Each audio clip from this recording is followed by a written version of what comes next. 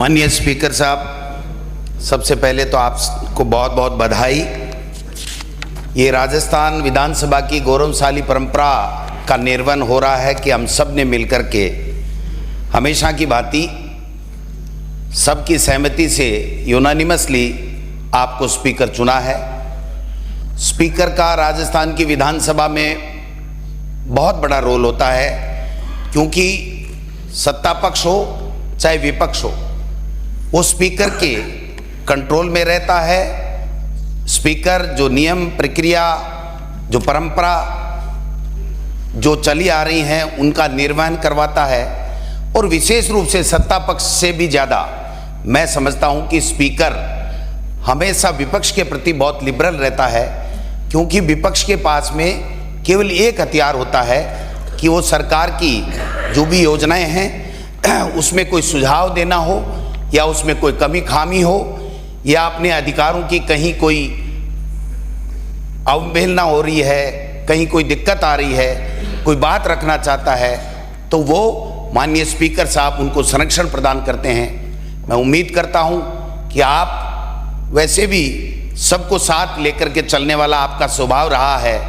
हमने देखा है, आप शिक्षा मंत्री के रूप में भी जब थे तो आपके पास जो भी जाता था तो आप सबको सम्मान देते थे। मैं समझता हूं कि पहले तो हम सोच रहे थे, क्योंकि आपके दल में ये तय कर रखा था कि इस उम्र से ऊपर ये नहीं हो सकता, ये नहीं हो सकता, तो हमने सोच लिया था आप अंडमान निकोबार के राज्यपाल बनेंगे। लेकिन हमारा सौभाग्य है कि आप यहाँ विधानसभा में भी आए और आप राजस्थान के स्पीकर विधानसभा के बने।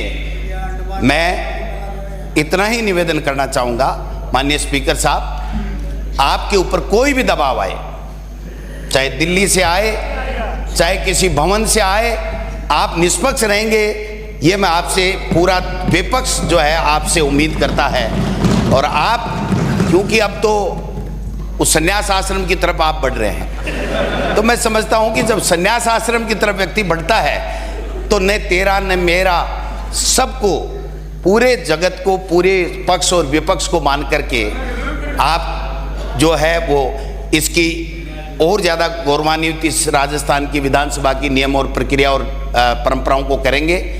हाँ, ये बात ज़रूर है, हमें भी थोड़ी खली कि आपका जो मुहूर्त था उसको माननीय मुख्यमंत्री जी के दिल्ली के आने में देर होने की वजह से ये जो थोड़ा सा टूटा है, परंपराएं थोड़ी सी टूटी हैं, ये आगे नहीं टूटे। महामहिम राज्यपाल ही विधानसभा का प्रथम सत्र बुलाता है, वो खुद यहाँ पर अभिभाषण देता है। इस परंपरा को भी इसकी बार तोड़ा गया है, हमें ऐतराज है। लेकिन मैं समझता हूँ कि आगे से कम ये जो परंपराएं आज या कल जितने भी टूटी हैं ये नहीं टूटें, और ये सदन सार्थक चर्चा के साथ में राजस्थान की जनता के मुद्दों पर चर्चा हो, और जो मंथन हो उसमें से अमृत निकले, और राजस्थान की जनता की हम किस प्रकार से सेवा कर सके, पक्ष और विपक्ष मिल करके, ये हम लोग भी प्रयास करेंगे। हम भी संकल्प लेते हैं कि हम आपको ज़्यादा परेशान नहीं करेंगे।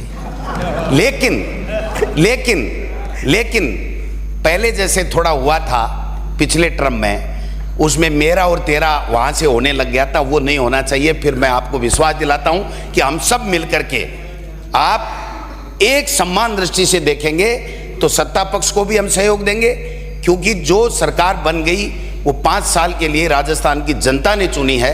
वो जो अच्छा काम करेगी उसको मेज थपथपा के स्वागत करेंगे। अगर कोई कमी खामी हमें लगेगी तो हम आपके माध्यम से सरकार तक, मंत्री और मुख्यमंत्रियों तक हम बताने का चेष्टा करेंगे। इसलिए आप जैसा वरिष्ठ विद्वान, और क्या क्या कितने अलंकार जितने संस्कृत में, व्याकरण में हैं, वो सब मैं आपको समर्पित करता हूं कि आप बने हैं तो हम सब सुरक्षित हैं, प्रतिपक्ष अपनी बात आराम से रख पाएगा। इन्हीं आशा और अपेक्षा के साथ में आपको पुनः बहुत बहुत बधाई, बहुत बहुत शुभकामनाएं। धन्यवाद।